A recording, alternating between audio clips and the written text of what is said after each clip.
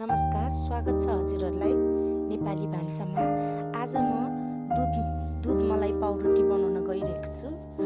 यसको लागि मैले यहाँ बाक्लो फ्याटवाला दुध 1 लिटर लिएको छु। दुधलाई 1 बुल्को उमालेपछि ग्यास सानो बनाएर उम्लिनको लागि छोडिदिनु होला। दुध तयार हुन्जेल म यहाँ पाउरोटी स्टफिङको लागि मसला तयार गर्दैछु। मैले यहाँ 3 चम्चा सक्खर लिएको छु। नरिवल र छोकडाको धुलोलाई धुलो बनाएर राखेको मैले यहाँ 4 चम्चा राखेको छु।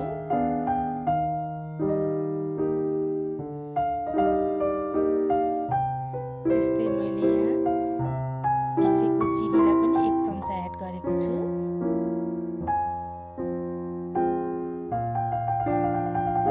सुकुमेलको धुलो लिएको छु 1/2 चम्चा। भुटेर पिसेको बदामलाई पनि लिएको छु। मैले यहाँ 2 चम्चा भुटेर पिसेको बदाम लिएको छु। अब यो मसलाको लागि मैले यही उम्लिरहेको दुध 2 डाडु राखेर थोरै राखेर यसलाई मैले राम्रोसँग मोलेको छु। तातो दुध राख्दाखेरि सक्खर पग्लेर मसला राम्रोसँग मोलिने भएको हुनाले मैले दुध एड गरेको छु। अब राम्रोसँग मसला मोलिने गरी हामीले मसलालाई मोल्ने।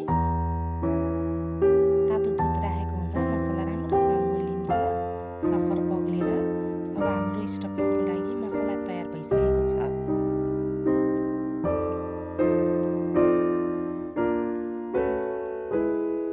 मैले यहाँ 6 पिस पाउरोटी लिएको छु। पाउरोटी नरम गर्नको लागि मैले यहाँ मोमोको भाँडामा एकछिन घुम्स्याएर तताएको छु।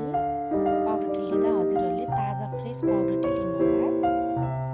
अब हाम्रो पाउरोटी एकदम नरम भएको छ। अब यसरी बेलौनाले बिस्तारै हल्का म्यास गर्ने।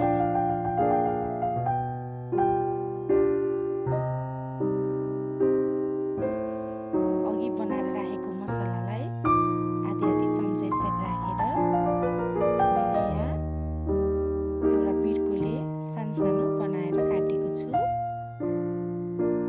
हजुरले ठुल्ठुलो पिसमा पनि गर्न सक्नुहुन्छ। मैले यहाँ सानो बिर्को लिएर यसरी सानो रोल काटेको छु।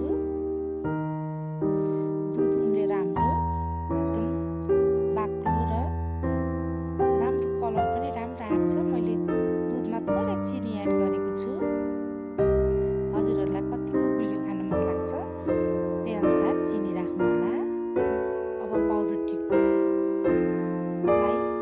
थोरै घिउ राखेर मैले यहाँ पेनमा थोरै घिउ राखेर हल्का पाउरोटीलाई रोस्ट गरेको छु।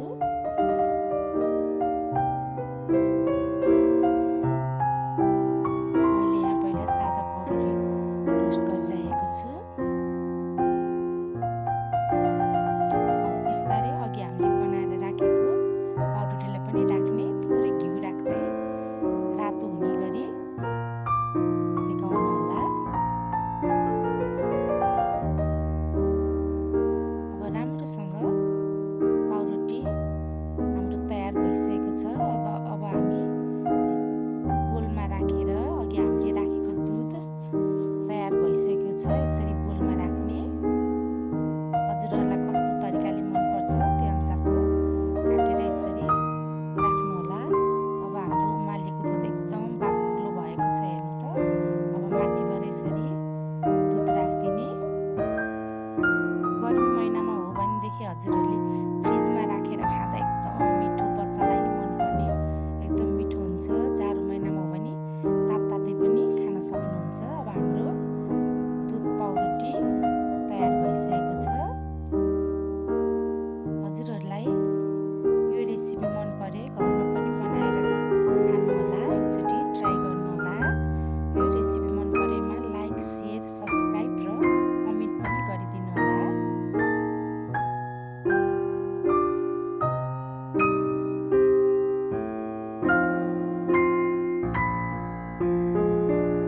दुध सबै माथिबाट राखेको छु। हेर्नु त कति खाउँ मिठो भएको छ। यसरी नै हजुरहरूले नि घरमा बनाएर खानुहोला। मैले अघि बाँकी भएको मसलालाई नरिवल र छोकडाको धुलोलाई माथिबाट राखेको छु। हजुरहरूले अरू ड्राई फ्रुट पनि राख्न सक्नुहुन्छ। हाम्रो दुध मसला पाउडर एकदम मिठो भएको छ। बच्चाहरूलाई नि मनपर्ने, वृद्धलाई नि राम्रो। कहिलेकाहीँ घरमा के खाउँ भएको बेलामा यसरी बनाएर खान सक्नुहुन्छ। हेर्नुहोस् त एकदम यम्मी मिठो भएको छ। हाम्रो दुध मलाई पाउरोटी तयार भइसकेको छ।